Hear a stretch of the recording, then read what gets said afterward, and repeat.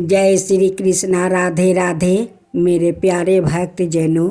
आज आप सुनेंगे एक ब्राह्मण की बेटी और माता तुलसी की खूब सुंदर कहानी नई।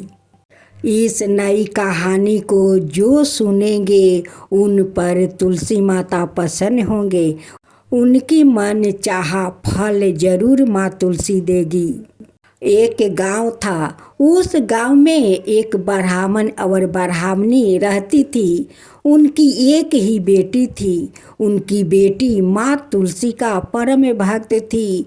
वो रोज का उनकी नियम था। वो सुबह उठती है, नहाती धोआती है और तुलसी माता का वहाँ पर गोबर और मिट्टी से लिपती है और वहाँ रंग बिरंग के रंगों से रंगोली बनाती है। तब जाकर माँ तुलसी का वो पूजा करती है, माँ तुलसी का आरती उतारती है। चंपा का माता पिता बहुत चिंतित रहते हैं। वो हमेशा सोचते रहते हैं कि मेरी बेटी तो माँ तुलसी का परम भक्त है और उसकी शादी होकर वो अपना ससुराल जाएगी। ना जाने उनकी ससुराल कैसा मिलेगा नहीं मिलेगा, वहाँ का लोग उनकर साथ कैसे व्यवहार करेंगे, कैसे रखेंगे, यही सब चिंता में उनकी माता पिता रहते थे। मेरी बेटी तो यहाँ पर रंगोली बनाती है, माँ तुलसी के उस रंगोली पर बैठाती है और उनकी पूजा करती है, आरती उतारती है। मेरी बेटी जहाँ जाएगी वहाँ पर उनकी माता रक्षा करेगी, आप चिंता मत कीजिए। पिता का मन तो मानने के लिए तैयार नहीं है, लेकिन क्या करे, बेटी तो पराया घर के होती है, पराया घर के धन होती है। एक दिन ना एक दिन उनकी तो ससुराल जाना ही होगा। उनकी माता पिता कहते हैं कि मेरी चंपा तो बड़ी हो गई है, अब उनके लिए घर भर खोजना चाहिए। चंपा का माता पिता घर भर ढूंढना शुरू कर देते हैं। ढूंढते ढूंढते एक शहर में खूब सुंदर घर और बर मिलता है। अपना बेटी को वहाँ पर शादी पाका कर देते हैं। जब कुछ दिन का बारात वहाँ से आता है, यहाँ पर उनकी माता पिता बहुत धूमधाम से अपना बेटी को वो शादी संपन्न करते हैं। सुबह अपना बेटी को विदाई कर देते हैं। उनकी ससुराल बहुत दूर था। चलते चलते एक जंगल में कहार लोग जाता है। वहाँ पर 3 डाकू वो बैठे हुए थे। पहले से बहुत सारा धन लूटकर उस जंगल में छुपा कर रखा था।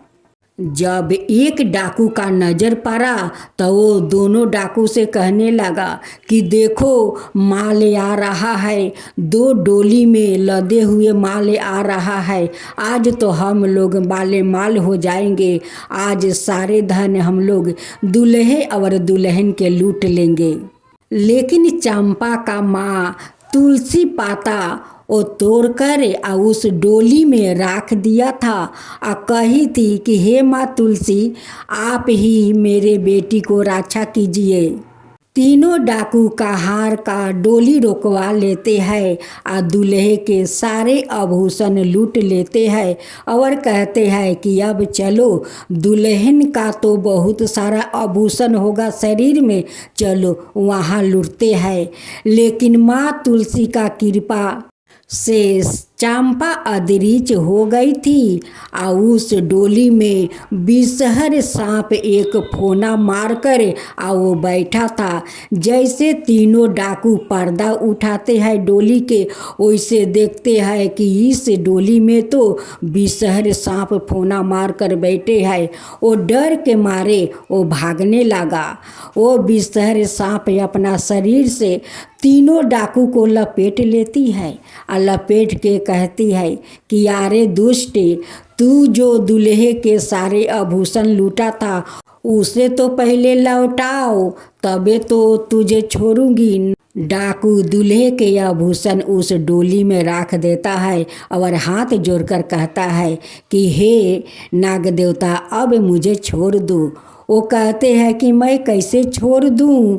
तुम तीनों जो जंगल में गरीबों के धन लूट कर छिपाया है वो कौन देगा? चल पहले वो सारा धन निकाल इस डोली में रखे, तबे छोड़ूंगा। तीनों डाकू डर के मारे उस जंगल का सारा धन लिया कर उस दोनों डोली में रख देता है और कहता है कि अब मुझे छोड़ दो, मेरे प्राण को बख्श दो। दूल्हा दुल्हन को उस डोली में देखने जाता है कि दुल्हन सुरक्षित है या नहीं। जाकर देखता है कि चंपा डोली में बैठी हुई है। उस डोली में तो कुछ भी नहीं है, मेरी चंपा है। डाकू कहते हैं कि अब तो हम तीनों के छोड़ दो, सारे धन तो हम लौटा दिया, अब मेरा जान को बख्श दो। वो नाग देवता कहते हैं कि यारे दुष्ट, तुझे कैसे मैं छोड़ दूँ? फिर छोड़ दूँगा तो फिर जाकर गरीब के तू धन लूटेगा, तू जान से मार देगा, मैं कैसे छोड़ सकता हूँ? तीनों डाकू का विषहर सांप डांस लेता है और तीनों मर जाता है। वो दूल्हा दुल्हन अपना घर जाते हैं। वहाँ के सारे लोग, माता पिता सभी लोग दूल्हा दुल्हन के स्वागत करते हैं, डोली से उतार कर घर में ले जाते हैं। लड़का अपना माता पिता से वो जंगल का सारे घटना वो बताता है कि माँ, हम लोग आज कैसे बच कर आया है। माँ कहती है कि क्या हुआ बेटा, वहाँ पर कुछ हुआ था? वो लड़का कहता है कि माँ, जंगल में 3 डाकू था, मेरा तो सारा आभूषण उतरवा लिया, फिर चंपा का आभूषण उतारने गया। उस डोली में बहुत बड़ा एक विषहर सांप फोना मार कर बैठे थे और तीनों डाकू को अपना शरीर से लपेट लिया। तीनों डाकू कांपने लगा, डरने लगा और बोलने लगा कि मुझे छोड़ दो। लेकिन वो सांप नहीं छोड़ा माँ, नहीं छोड़ा, मेरा सारा आभूषण लौटा दिया। और उस जंगल में वो तीनों डाकू पहले से बहुत सारा धन लूट कर वो छिपा रखा था। वो नाग बोलता है कि जो जंगल में गरीब का धन लूटा है वो सारा धन लिया कर इस डोली में रखे, तभी तुझे छोड़ूंगा। तब जानती हो माँ, मैं डोली में चंपा को देखने गई तो चंपा सुरक्षित उस डोली में बैठी थी। चंपा अपना सासू माँ से कहती है कि सासू माँ, ये तो माँ तुलसी का चमत्कार था। मेरी माँ थोड़ा तुलसी का पाता तोड़ कर मेरे डोली में रख दी थी, उसी का कृपा से तो आज मैं बाची हूँ। और माँ तुलसी विषहर सांप का रूप धारण कर उसे डाकू लोग के जब वो तीनों छटपटा रहा था, उनसे क्षमा मांग रहा था, तब वो विषहर सांप बोलते हैं कि तुम तीनों को कैसे छोड़ दूँ? फिर तुम लोग जाकर गरीबों को धन लूटेगा और जान से मार देगा। उस लिए माँ तुलसी सपेहरा का रूप धारण की और तीनों डाकू को मार दिया। चंपा तो बहुत दयालु थी। अपना सासू माँ से और ससुर जी से कहती है कि पिताजी, माँ देखिए, वो जो धन है वो धन गरीब के है, वो गरीब में बांट दीजिए। ये जो सारा धन है ये हमारा है, ये अपना घर में रखिए, लेकिन वो सारा धन गरीब का धन गरीब में बांट दीजिए। वो धन हमारा नहीं है माँ, ये गरीब का धन है, उसे दे दीजिए। चंपा का मुंह से ये बात सुनकर उनकी सासू माँ और ससुर जी की आंख भर आया और कहने लगा कि ये मेरी बहू नहीं है, ये तो मेरी तुलसी है, मेरी तुलसी मेरी देवी है, देवी है। उनकी सास ससुर चंपा का बात मानकर सारा धन गरीबों में बांट दिया। चंपा के साथ साथ उनकी सास ससुर भी माँ तुलसी का पूजा करने लगा। उनकी सास ससुर कहते हैं कि हे तुलसी माता, अगर किसी को बेटी देना हो तो मेरा बहू जैसी दे, धार्मिक हो और ईमानदार हो। हे तुलसी माता, ऐसा ही सबका बेटी बहू देना। हे तुलसी माता, अगर हमारा कहानी में कोई भूल हो जाए तो आप क्षमा कर देना। अगर सही हो तो सब पर कृपा करना। जो कथा कहे, जो सुने, जो हुंकार भरे, उन सब पर कृपा करना। उसका साथ मेरे पर भी कृपा करना। हे तुलसी माता, तुलसी माता की जय हो, तुलसी माता की जय हो। आज आप सुनेंगे माँ तुलसी की चमत्कारी कथा। एक गांव था, उस गांव में एक परिवार रहा करता था। उस परिवार में 3 बहू और 3 बेटे, सास ससुर सभी एक साथ रहा करते थे। एक दिन ऐसा हुआ कि बड़े बेटा और माझिल बेटा दोनों बहुत कमाते थे, लेकिन छोटे बेटा को उतना काम नहीं था, इसलिए वो गरीब था। दोनों बहू छोड़कर अपना देवरानी को वो बाहर चली जाती है। कहती है कि इस घर में रहूंगी तो ये दलिदरता, तुम्हारी जो छोटी बहू है इनके लिए सारे धन हमारा नष्ट हो जाएगा। हमारा पति जितना कमाएगा इस घर में नहीं आटेगा, इसलिए इस घर को छोड़कर हम लोग दूसरा घर जाते हैं। दोनों जेठानी जाकर किराया लेकर रहने लगी। छोटी बहू बहुत तकलीफ कर रही थी। छोटी बहू को सास भी गाली देती थी कि तेरे कारण मेरे दोनों बहू घर छोड़कर चली गई, वो जाकर किराया में रहती है, तू तो कुलच्छनी है। जब से घर में आई है तब से हमारा घर का सुख शांति खत्म हो गया है तेरे कारण। छोटी बहू माँ तुलसी का परम भक्त थी, वो गोपाल भगवान का भी पूजा करती थी। दोनों जेठानी उनकी पूजा पाठ को पसंद नहीं करती थी।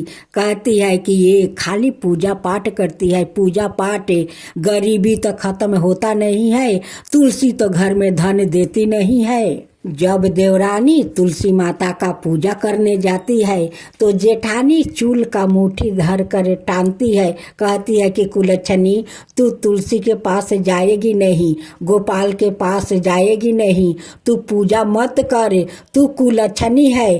तेरे कारण तो भगवान घर से चले गए हैं, लक्ष्मी भी चली गई है, और तुलसी का पूजा करने से क्या तुलसी तुझे घर में धन भर देगी? तू पूजा मत कर, घर से तू बाहर जा। देवरानी माँ तुलसी का मंदिर पकड़ लेती है, रोती है, कहती है कि माँ मुझे रक्षा कर, माँ मुझे रक्षा कर, गोपाल मुझे रक्षा करो। देखो आज मेरे जेठानी पूजा नहीं करने देती है, चूल का मुट्ठी पकड़ कर मुझे टांगती है, मारती है, मुझे रक्षा करो। छोटी बहू माँ तुलसी से विनती करती है कि माँ मुझे जितना जेठानी सताए, सास भी सताए, जितना भी मारे पीटे, लेकिन मैं जब तक जीवित रहूंगी तब तक आपका पूजा करूंगी, मैं पूजा नहीं छोड़ूंगी। एक दिन माँ तुलसी और गोपाल भगवान का दया आ गया उस छोटी बहू पर। माँ तुलसी एक दिन चमत्कार अपना दिखाने लगी। एक दिन जेठानी आती है और दीवार के पीछे खड़ा होकर देखती है कि तुलसी तो बहुत सारे हीरा मोती मोहरे उनकी मंदिर से आ रहा है। ये देख कर जेठानी का आंख फटे के फटे रह गया। ये चमत्कार को सास ससुर भी देखकर बहुत आश्चर्य में पड़ गया कि ये तो माँ तुलसी चमत्कार कर रही है, मेरी बहू तो वो लक्ष्मी है, वो लक्ष्मी के रूप है। आज उनकर सत्य पर माँ लक्ष्मी देखो कितना आ रही है और माँ तुलसी ये सारे हीरा मोती मोहर सब बरसा रही है।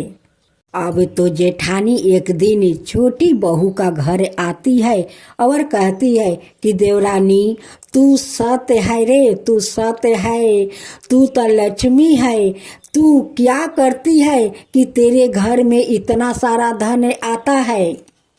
उनकी ससुर कहते हैं कि मेरी छोटी बहू तो साक्षात लक्ष्मी है, वो माँ तुलसी है, वो सत्य है।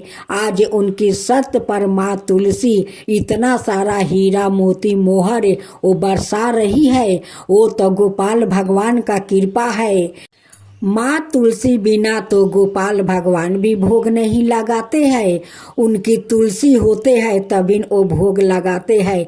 तो देखो आज मेरी बहू भगवान को पूजा करती है, गोपाल जी का और माँ तुलसी का। आज दोनों मिलकर मेरे बहू के ऊपर बहुत कृपा किया है, बहुत कृपा किया है कि इतने सारे धन वो लोग देते हैं।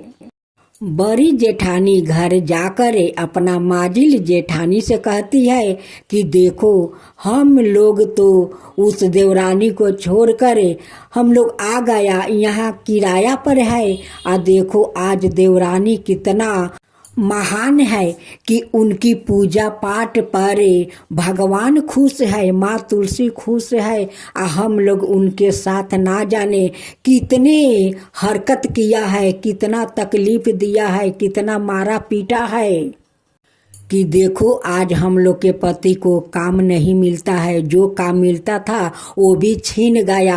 आज हम लोग कितना तकलीफ में है। आ देवरानी देखो वो महारानी है, उनकी घर में कितना धन है, उनकी धन तो कभी खत्म नहीं होगा। इतना माँ तुलसी और गोपाल भगवान दिया है। दोनों जेठानी आती है और अपना देवरानी से माफ़ी मांगती है। कहती है कि देवरानी तू मुझे क्षमा कर दे, मैं तेरा साथ बहुत हम लोग गलत किया है, बहुत मारा पीटा है, उसके लिए देख आज हम लोग भोग रहा हूँ। आज हम लोग के घर में खाने के लिए कुछ नहीं है, मेरे पति को कोई काम नहीं है, जो भी काम था वो सब छीन गया। आज हम लोग का पाप के कारण हम लोग के आज भोगना पड़ता है, तू क्षमा कर दे। देवरानी तो बहुत सीधा साधा वो दयालु थी, अपना जेठानी को क्षमा कर देती है। कहती है कि कोई बात नहीं दीदी, आप लोग आइए, इस घर में हम लोग मिलजुल कर रहेंगे। अब दोनों जेठानी आ जाती है, अपना देवरानी के साथ मिलकर माँ तुलसी का बड़े श्रद्धा भक्ति से वो पूजा करती है।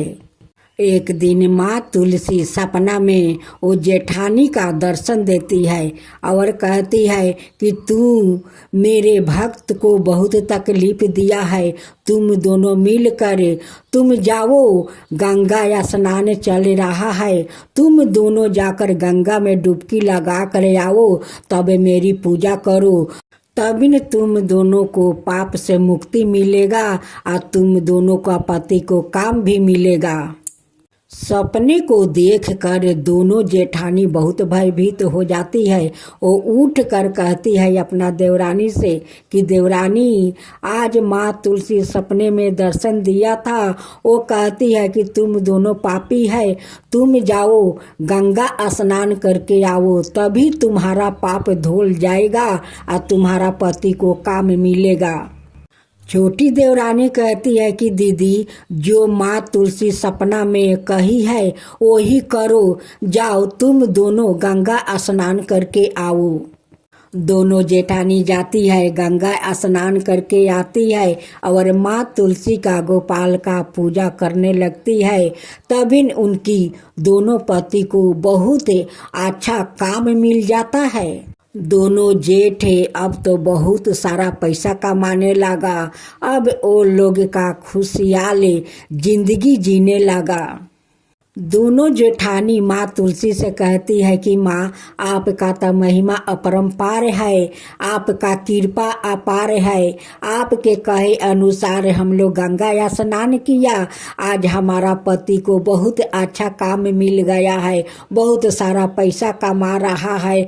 माँ तुलसी, जैसे हम लोग पर आप कृपा किया वैसे ही सबका ऊपर कृपा करना।